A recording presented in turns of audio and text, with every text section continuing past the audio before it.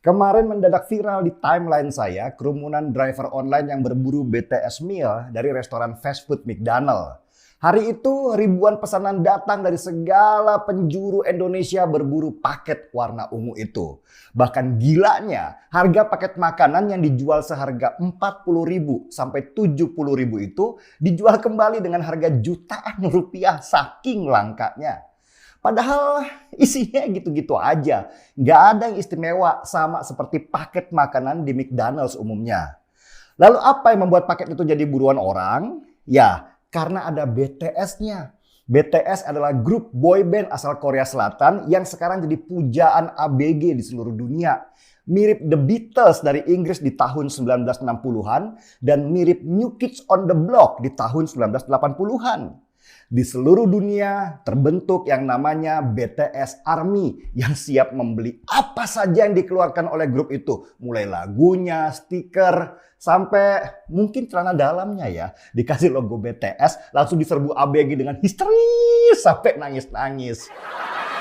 Saya sih nggak tertarik ya dengan BTS itu. Ya karena itu seleranya ABG, bukan selera bapak-bapak. Tapi saya tertarik dengan apa yang terjadi sehingga BTS dan Korea Selatan jadi begitu mendunia. Oke, seruput kopi dulu biar kita bisa belajar dari mereka. Semua berawal dari krisis finansial sekitar tahun 97-98. Korea Selatan terkena dampak keras dari krisis itu sehingga terpaksa harus meminjam uang dari IMF sebesar hampir 1.500 triliun rupiah nilai mata uang sekarang. Itu hutang yang sangat besar dan terpaksa dilakukan pemerintah Korsel demi menjaga ekonomi negaranya. Dan pada masa itu pengangguran di sana ada di mana-mana. Indonesia juga krisis dan berhutang kepada IMF dengan nilai yang hampir sama pada waktu itu dan berakhir dengan kejatuhan Soeharto. Tetapi bedanya dengan pemerintah Korea Selatan, mereka itu pintar. Mereka tahu mereka punya potensi sumber daya yang bisa mereka jual ke seluruh dunia untuk membayar hutang-hutangnya. Korea Selatan adalah gudangnya brand ternama, mulai Samsung, LG, Hyundai, dan banyak lagi. Cuman merek-merek ini kalah bersaing dengan Jepang di pemasaran dunia. Tetapi mereka punya strategi yang sangat jitu supaya dunia bisa mengenal produk-produk dari Korea Selatan. Dan strategi global yang mereka mainkan adalah strategi budaya. Korea Selatan mengemasnya dengan model entertainment. Untuk itu pemerintah Korea Selatan membentuk yang namanya Badan Ekonomi Kreatif Korea. Badan Ekonomi Kreatif Korea ini dibentuk untuk membangun industri baru, yaitu industri kreatif dan industri teknologi informasi.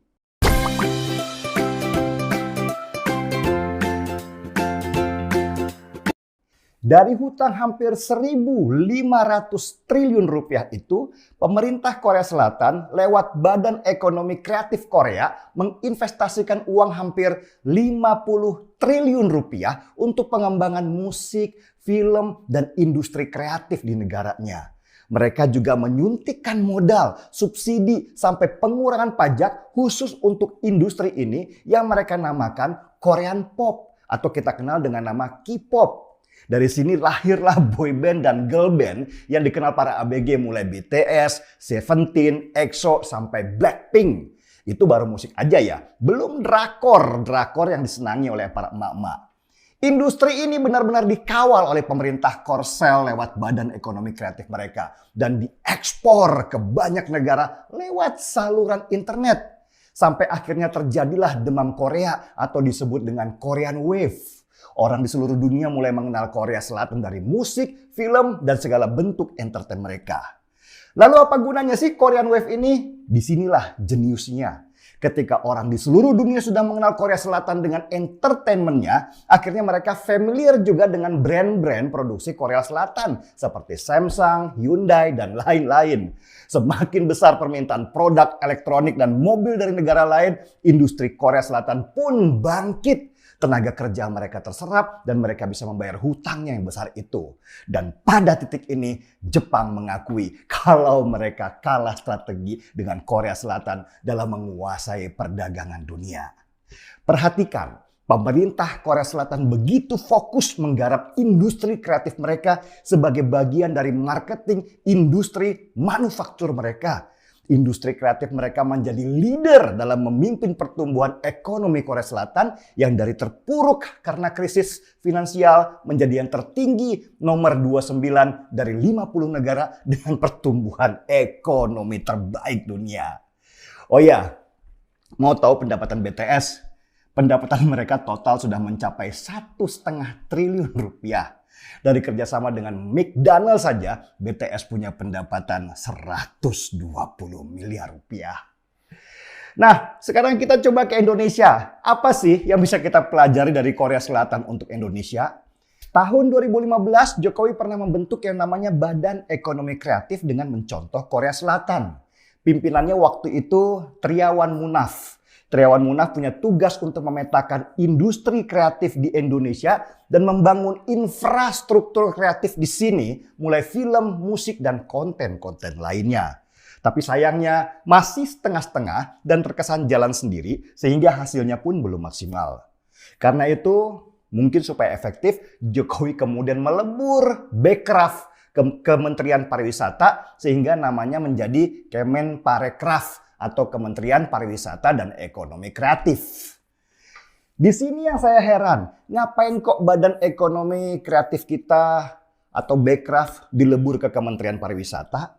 Ini langkah yang malah blunder menurut saya. Seharusnya Bekraf itu dijadikan kementerian sendiri, misalnya Kementerian Digital karena tugasnya yang sangat strategis. Kalau dilebur ke Kementerian Pariwisata, malah Bekraf jadi nggak fleksibel membangun grand strategi dan pelaksanaannya. Apalagi kemudian sekarang Sandiaga Uno lah yang menjadi menterinya. Makin hancur Bekraf. Wong dia oke-oce aja nggak jalan. Tahu apa Sandiaga Uno tentang industri? Dia itu investor, bukan pelaku industri.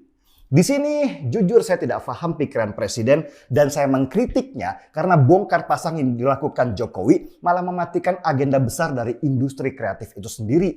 Jadi jangan bermimpi industri kreatif kita akan sebesar Korea Selatan kalau mainnya setengah-setengah. Industri kreatif ini adalah industri masa depan, apalagi kita sudah memasuki era internet 5G. Bayangkan, internet 5G itu anggap saja adalah jalan tol besar kita di udara. Tapi kita malah jadi korbannya.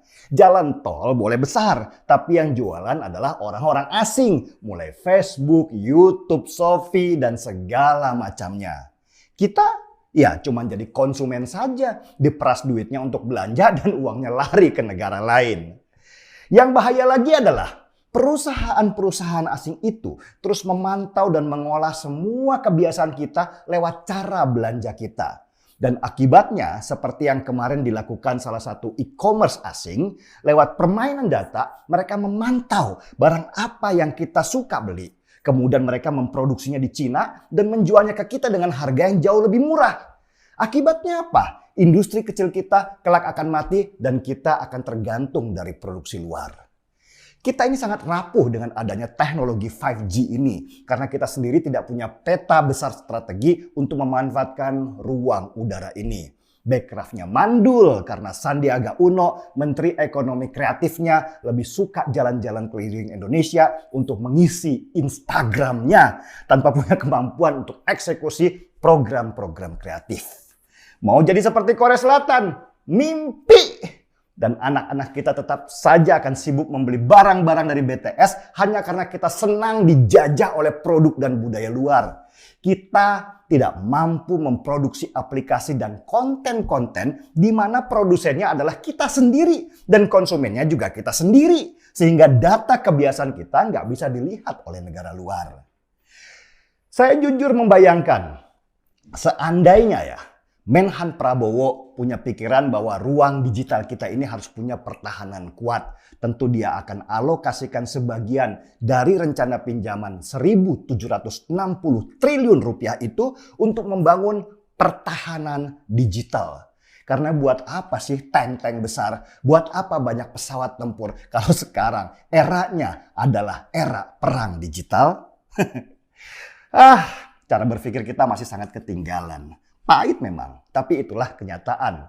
Entahlah, sesudah dijajah Korea Selatan dengan BTS-nya, kelak kita akan dijajah oleh Malaysia dengan produksi kreatifnya. Dan kita tetap hanya akan menjadi pembeli di negeri kita sendiri tanpa pernah berpikir bagaimana bisa menjadi tuan rumahnya.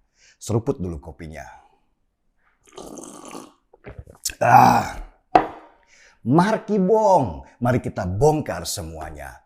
Saya Denny Siregar, kita di acara Timeline.